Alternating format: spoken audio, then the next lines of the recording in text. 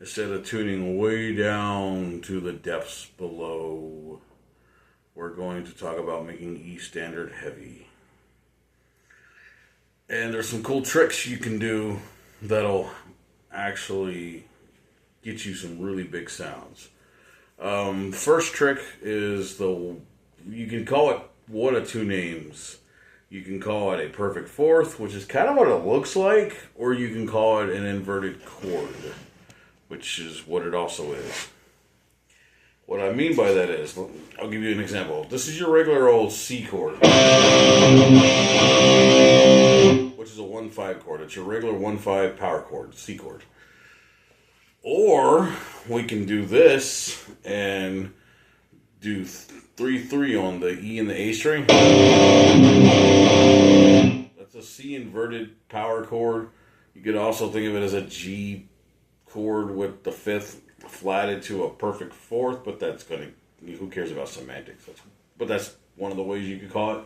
It's a C chord though, because the notes you're getting are C and G. And this is a dyad, it's not a triad. This is just a 1-5 chord, or a 5-1 technically, since we're doing it backwards. What that does, if you do it right, it's kind of imitating a 7 string on the first fret, or maybe somebody in drop C, sort of. Now you can't imitate open notes, you're not going to get that, but you can do really humongous sounding chords and sound massive without having to tune down. You know, you can do this.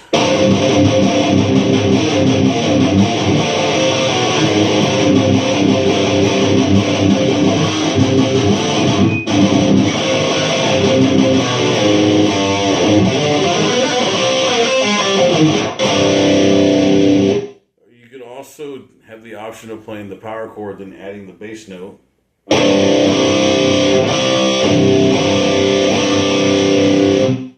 Sometimes that's cool, sometimes I think it's a little bit too much because you got too much going on. Depends on what you're going for though. Sometimes that's really cool.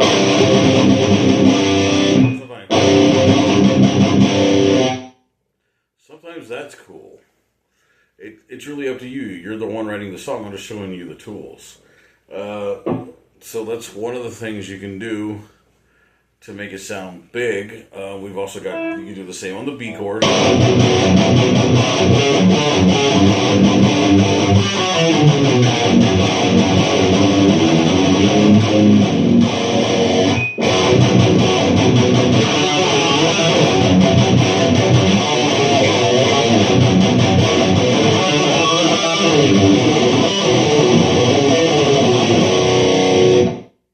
That's kind of cool. Kind of mellow death territory. Another inversion is you can add the third. You can do fifth root third. I'll show you an example. This is a B minor inverted chord. All you're doing is adding the open D string. Or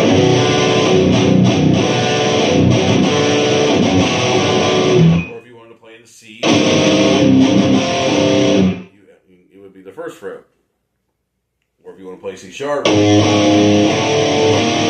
etc.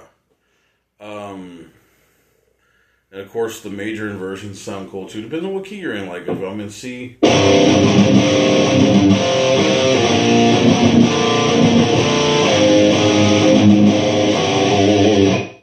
and you can do other things to make it sound big, like dissonant chords. Like you can do this F sharp diminished seventh kind of thing, which is, you know, second fret, third fret, fourth fret.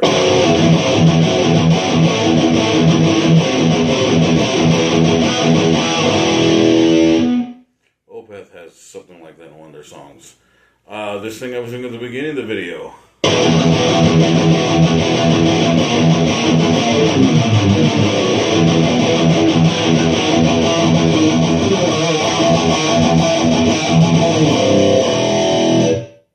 You can also do like an inverted chord, or you do this E minor inverted chord where you actually, your lowest note's the G and you're, you know, riding on the A and the D string. It creates tension and this weirdness. So it's all these different things you can do while still I have a song, we haven't learned it yet, but one of the songs in my solo band, which is the only band I'm doing right now, in our catalog, is Yearning. It does this interesting back and forth thing. So it's a power chord.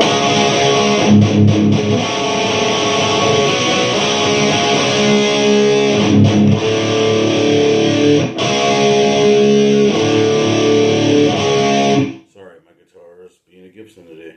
Anyways, this is imitating like tuning down, having that low thump, but actually it's just this.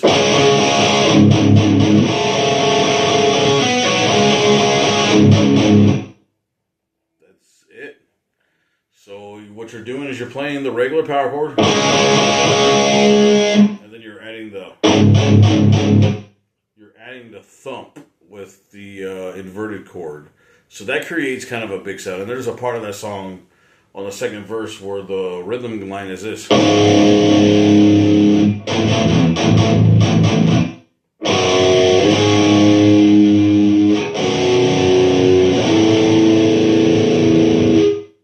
Anyways, that's some of the things you can do to make E heavy.